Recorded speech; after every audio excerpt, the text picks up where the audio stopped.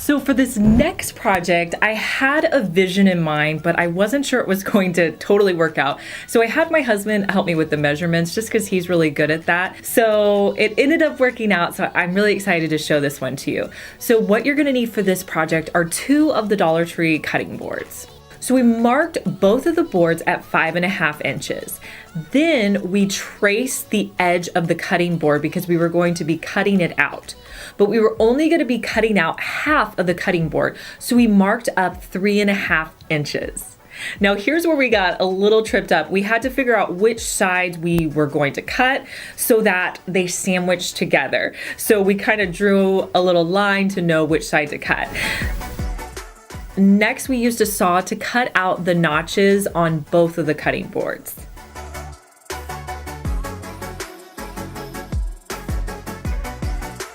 Now that the hard part was out of the way, all we had to do was sandwich the 2 together to create a perfect little book holder.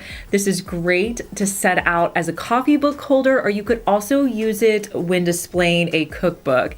And I'm really excited how this turned out for only $2.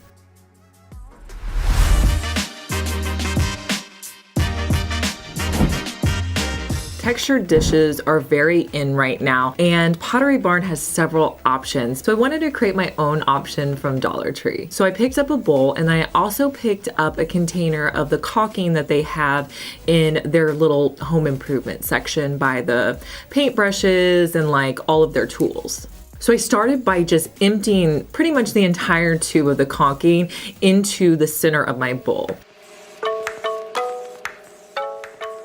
I just took the spatula and moved it around till I kind of got an even coat around the inside of my bowl. Now this does not have to be perfect because of our next step that we're going to do. Then I took my spatula and I made a little circle in the middle of my bowl. Then once I kind of got to where it started to go up the edge of the bowl, I just made line indentions all the way up.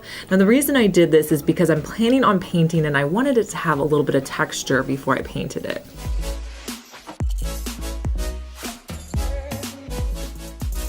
So let that dry completely, like 24 hours. It may not take that long. Sometimes when you're using a lot of layers like that, it's just better to let it dry overnight. So I came back the next day, and this is always the fun part for me, is picking out the paints and figuring out, how I'm gonna put it all together. So I grabbed my Vintage Effects wash paint, and I will link that down in the description box. Several of you told me that it's back in stock at Amazon, so I'm excited about that. And I'm just gonna take a foam brush and lightly brush around the bowl. This is just going to bring out all of that detail that I just put in. And then I'm also going to take that same brush and go to the outside of my bowl because the bowl that I picked up had a lot of texture to it. So I wanted to bring out that detail as well. Now from here, I like to step back, see, what I need to add. I felt like I needed to add a little bit of gold and maybe another shade of brown just to kind of give it more dimensions. So I grabbed a couple of acrylic paints that I had and added that in. Now, once I added in all those colors, I realized that I was kind of missing some of that white from the caulking. So I came back in with my Waverly white and just added some white.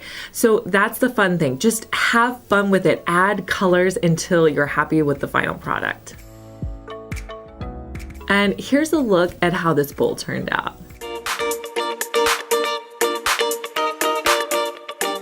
Hey guys, I'm Liz and you're watching my second DIY channel where I post daily DIY videos. You may be familiar with my main channel, Liz Fenwick DIY, but I'm glad that you found me over here on my second channel. Make sure that you're subscribed so you just get notified every day when I post our daily DIY video.